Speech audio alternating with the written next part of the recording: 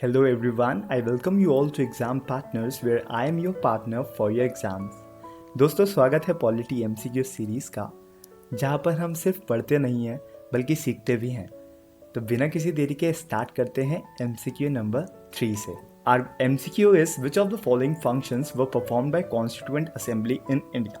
अब हम constituent assembly पे एक क्वेश्चन पहले ही देख चुके हैं, तो अब ये सेकंड क्वेश्चन है कॉन्स्टिट्यूएंट असेंबली पे कि कॉन्स्टिट्यूएंट असेंबली ने कौन कौन से फंक्शंस को परफॉर्म किया था।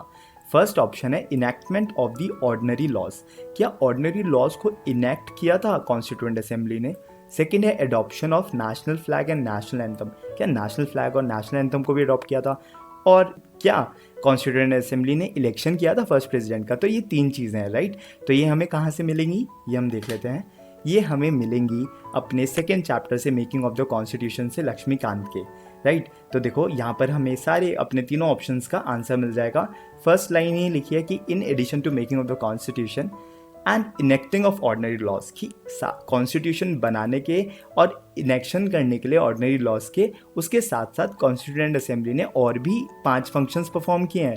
तो फर्स्ट तो हमें यही से मिल गया कि इनेक्शन तो किया है ऑर्डिनरी लॉज का, कि जो भी ऑर्डिनरी लॉज थे उस टाइम उन्हें कौन इनेक्ट करेगा। आप खुद सोचो, इनेक्शन क्या होता है लॉज का, कि भाई लॉज बना के उसे इनेक्ट कर देना, राइट, पास कर देना लॉ को, तो उसे इनएक्शन बोलते हैं। तो और कौन करता है इनेक्ट, और तो कोई भी ना करता, तो कॉन्स्टिट्यूएंट असेंबली करती। तो ये चीज़ अंडरस्टूड है, तो ये चीज़ आपको थोड़ा सा लॉजिक लगा के भी करनी है। फर्स्ट क्या है, उसने रेटिफाई किया था कि इंडिया की मेंबरशिप को कॉमनवेल्थ के साथ, राइट, कि कॉमनवेल्थ के साथ अभी भी रहेंगे। अब इंडियन इंडिपेंडेंस एक्ट तो क्या हो चुका था, रिपील हो चुका था, बट हमने कहा था कि हम कॉमनवेल्थ की मेंबरशिप के साथ हम लोग कंटिन्यू रहेंगे। अब देखो यहाँ पर थोड़ा सा डेट्स के क्वेश्चंस में इशू आ जाता है कि जो नेशनल फ्लैग है ना, ये आपको याद रखना है कि जो नेशनल फ्लैग है वो हमने अपनी कंट्री की इंडिपेंडेंस जो कि 15 अगस्त 1947 को होती है उससे पहले ही कर लिया था, क्योंकि हमें, आप ये याद रख सकते हैं, क्योंकि हमें उस टाइम ज़रूरत थी नेशनल फ्लैग की, इसलिए। बट जो नेशनल एंथम है और जो नेशनल एंथम है और नेशनल सॉन्ग है, ये हमने सेम डेट 24 जनवरी 1950 को किया था। और साथ साथ उसी दिन हमने डॉक्टर राजेंद्र प्रसाद, जो कि हमारे फर्स्ट प्रेसिडेंट थे, उनका भी चुनाव किया था। ये सब 24 को क्यों हो रहा था, क्योंकि जो आने वाली 26 जनवरी 1950 थी, उस दिन क्या होने वाला था, हमारा रिपब्लिक डे होने वाला था, और उस दिन हमारे कॉन्स्टिट्यूशन का क्या होने वाला था, कमेंसमेंट होने वाला था।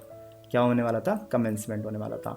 So I hope you got this MCQ right. इसका आंसर जो है वो तीनों है, 1 2 3, so D is the right answer. So I hope you have learned something. Thanks for watching. Stay tuned with Exam Partners and I'll meet you in the next MCQ.